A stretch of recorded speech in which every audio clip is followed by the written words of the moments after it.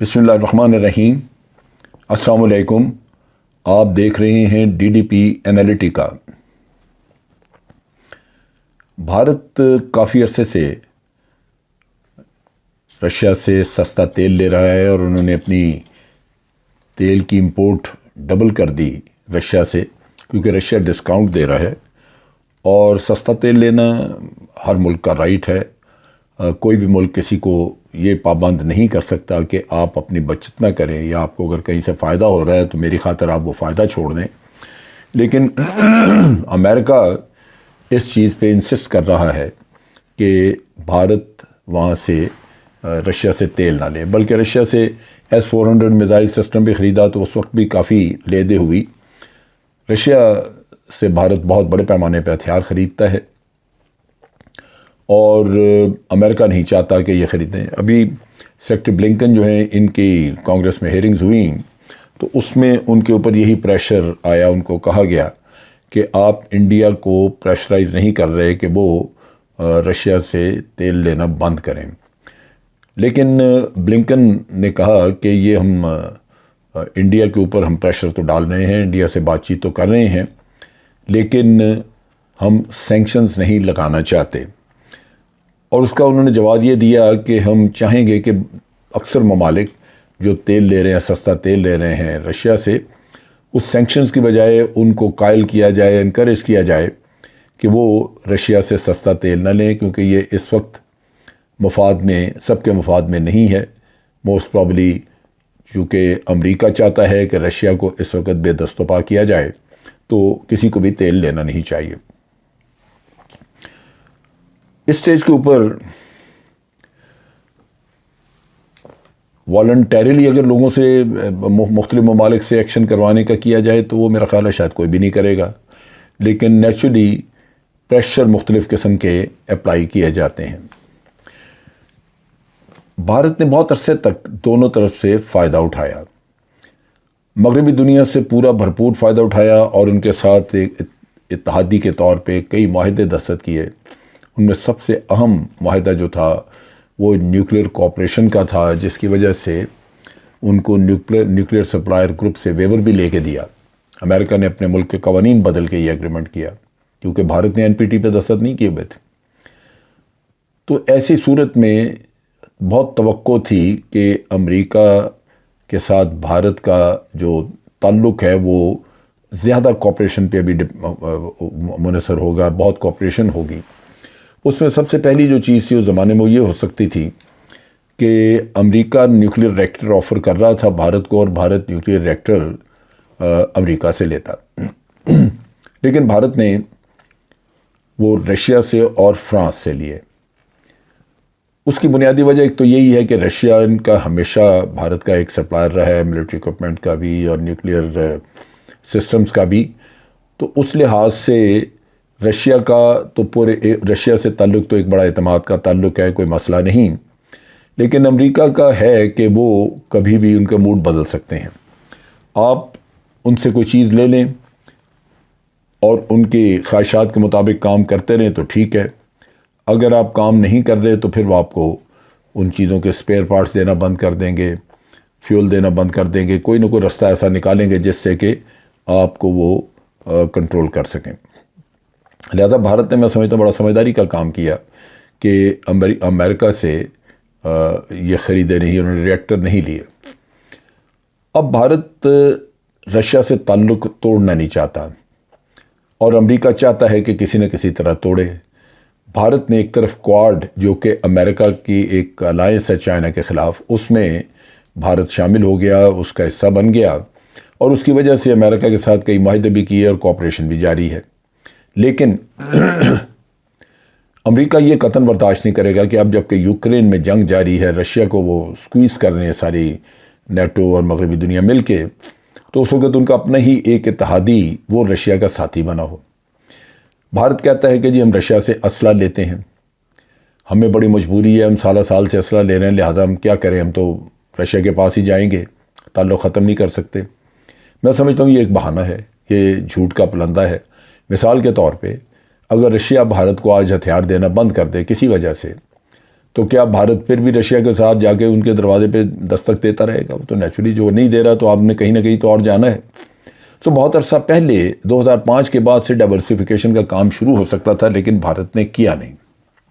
نتیجہ یہ ہے کہ یہ اسی طرح بیوقوف بنا کے امریکہ کو اپنا کام نکالتا رہا. امریکہ سے بھی ٹیکنالوجی وغیرہ لی، بہت سارے کچھ ویپنز ان سے بھی لیے، خاص طور پہ ڈرونز وغیرہ، لیکن امریکہ کو کوئی خاطر خواہ فائدہ نہیں ہوا اس تعلق کا جو کہ انہوں نے بھارت کے ساتھ ڈیولپ کیا. اب بھارت کا یہ بہانہ ختم کرنے کے لیے کہ جناب ہم ویپنز لیتے ہیں رشیا سے، لہذا ہمیں مجبوری ہے، امریکہ نے ایک اور کام یہ کیا کہ انہوں نے اپنے اتحادیوں کو کہنا شروع کیا کہ جی آپ بھارت میں کچھ نہ کچھ جا کے وہاں پہ انڈسٹری لگائیں، ویپنز کی، ڈیفنس انڈسٹری. پچھلے دنوں بورس جانسن جو کہ برطانیہ کے پرائم منسٹر ہیں وہ آئے یہاں پہ، وہ ہو کے گئے. اس سے پہلے اس کے بعد یورپین یونین کے جو ہیڈ ہیں یا بغل کے فورن وہ آئے. دونوں نے آ کے ایک ہی بات کی کہ ہم ٹیکنالوجی میں اور ڈیفنس میں مزید کوآپریشن آپ کے ساتھ کرنا چاہتے ہیں، یہاں انویسٹ کرنا چاہتے ہیں. یہ امریکہ کے ایما پہ تھا. امریکہ چاہتا ہے کہ یہ اس طرح کے کام یہاں پہ کیے جائیں جس سے کہ بھارت کا یہ بہانہ ختم ہو جائے کہ رشیا سے چونکہ ویپنز ہم لیتے ہیں اور ہمارا مین سٹے وہی ہے، لہٰذا ہمیں رشیا سے تعلق رکھنا پڑ رہا ہے. لہٰذا یہ آپ دیکھیں گے کہ اگلے کچھ وقتوں میں جاپان کو بھی امریکہ دھکا لگا رہا ہے، وہ بھی آ کے یہاں پہ یہ کہہ گئے ہیں کہ جی ہم ڈیفنس میں آپ کے ساتھ کوآپریٹ کریں گے. اسی طرح بورس جانسن آ کے بات کر گیا، یورپین یونین والے کر گئے. لیکن دوسری طرف حقیقت یہ ہے کہ بھارت اس خطے میں پہلے ہی چائنا کے ساتھ تو اپنا مسئلہ ایک جنگ بھی ہلکی پھلکی ہو گئی ان کی، لیکن جو مسئلہ پرامن طریقے سے بات چیت کے ذریعے حل ہو سکتا ہے وہ بھارت نے کیا نہیں. بھارت وہاں بھی اپنی من مانی کرنی چاہتا ہے. نتیجہ یہ کہ چائنا کے ساتھ تعلقات بگڑے ہوئے ہیں. حالانکہ چائنا ان کا بہت بڑا ٹریڈنگ پارٹنر تھا اور چائنا سے کی ہوئی سستی امپورٹس بھارت میں بہت سارے لوگوں کا روزگار کا ذریعہ تھیں. لیکن اس سٹیج کے اوپر حالات ایسے ہیں کہ دونوں ملکوں کے آپس میں تعلقات وہ نارمل نہیں ہیں. خطے کا دوسرا بڑا ایٹمی طاقت اور یونائیٹڈ نیشن کے P5 میں سے وہ رشیا ہے. چائنا کے ساتھ تعلقات آپ کے بگڑے، پاکستان کے ساتھ آپ نے تعلقات خراب کیے ہوئے ہیں، افغانستان سے آپ نکل گئے اور رشیا کے ساتھ بھی اگر بگاڑ بیٹھے ہیں تو پھر اس خطے سے بھارت کی مکمل طور پہ چھٹی ہو جاتی ہے. لہٰذا امریکہ ٹکرے بھی مارتا رہے، بھارت کسی نہ کسی بہانے تعلق رکھے گا رشیا کے ساتھ، وہ یہ تعلق کبھی ختم نہیں کرے گا. اب امریکہ کی طرف سے کیا ہو سکتا ہے؟ آفٹر آل امریکہ کتنا عرصہ بیوقوف بنتا رہے گا؟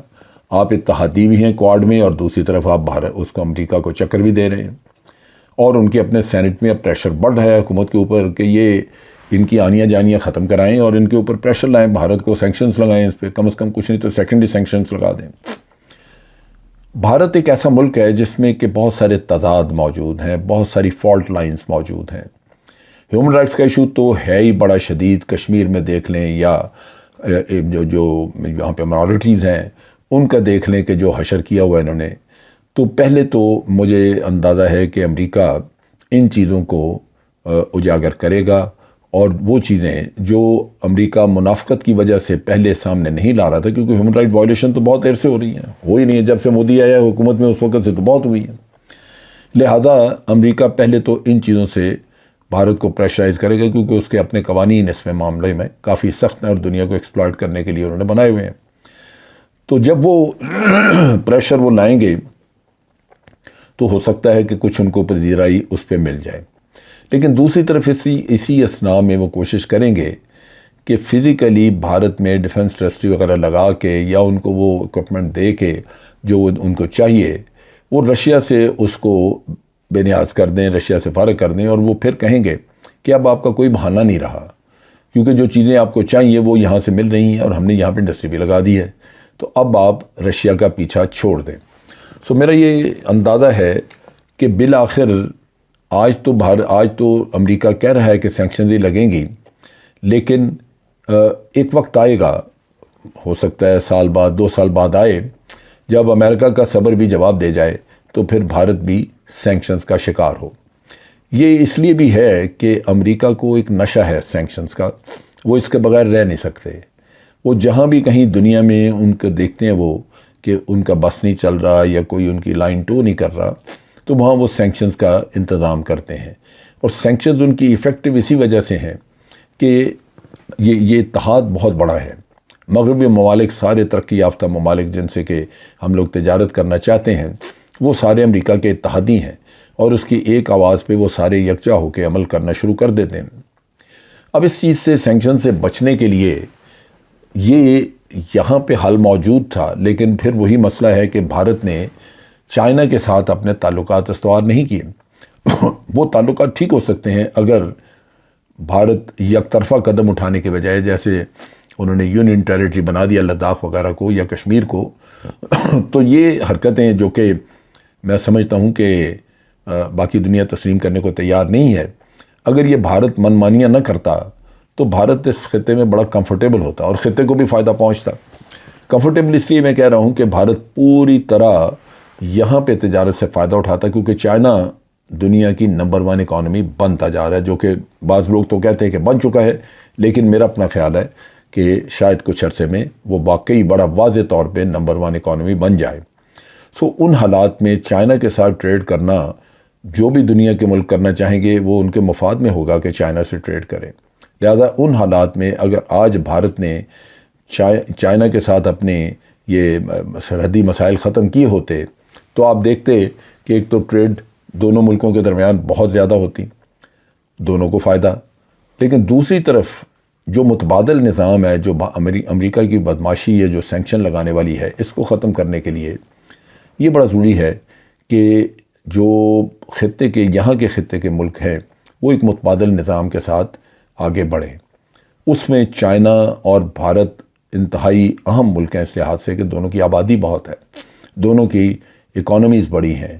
دونوں ملکوں کے اوپر اگر سینکشنز لگیں تو کافی نقصان ہو سکتا ہے، لیکن اگر دونوں ملک ایک پیرل سسٹم بنا کے، پیرل فائنینشیل سسٹم بنا کے سوئفٹ کو، جو امریکن سسٹم ہے، اس کو بائی پاس کر دیں تو بہت سارے اور ملک ان کے ساتھ مل جائیں گے، کیونکہ بھارت، چائنا، رشیا، پاکستان وغیرہ، ان کو مکمل طور پہ ٹریڈ سے باہر نہیں کیا جا سکے گا۔ تو ان حالات میں ایک وقت آئے گا، کچھ عرصے بعد، آپ کہہ لیجئے 2 سال بعد، 3 سال بعد، جہاں بھارت کو بھی ایک فیصلہ کن قدم اٹھانا ہوگا کہ کیا وہ اس ریجن کا حصہ رہنا چاہتا ہے یا وہ مغربی دنیا کے ساتھ رہنا چاہتا ہے۔ مغربی دنیا کا تجربہ سب کو ہے کہ وہ اپنا کام نکال کے پھر دھکیل دیتے ہیں، پھر چھوڑ دیتے ہیں، اس کے بعد آپ اپنے آپ پہ۔ بالآخر جو سوچ بتاتی ہے وہ یہ ہے کہ مغربی دنیا آپ کو ہتھیار دے سکتی ہے، قرضے دے سکتی ہے، لیکن مغربی دنیا کبھی بھی آپ کی جنگ خود آ کے نہیں لڑے گی، آپ کو ابنڈن کر دیا جائے گا۔ اس لحاظ سے ان کا ریلائبلٹی فیکٹر بڑا کم اور کمزور ہے۔ تو ہو سکتا ہے کہ کسی وقت کے اوپر یہ فیصلہ کرتے وقت یہ فیکٹرز بھی سامنے آئیں، لیکن فیصلہ بہر صورت کرنا ہوگا، ورنہ جلد یا بدیر بھارت کے اوپر سینکشن ضرور لگیں گی۔ آج کے لیے اتنا ہی۔ افواج پاکستان زندہ باد، پاکستان پائندہ باد۔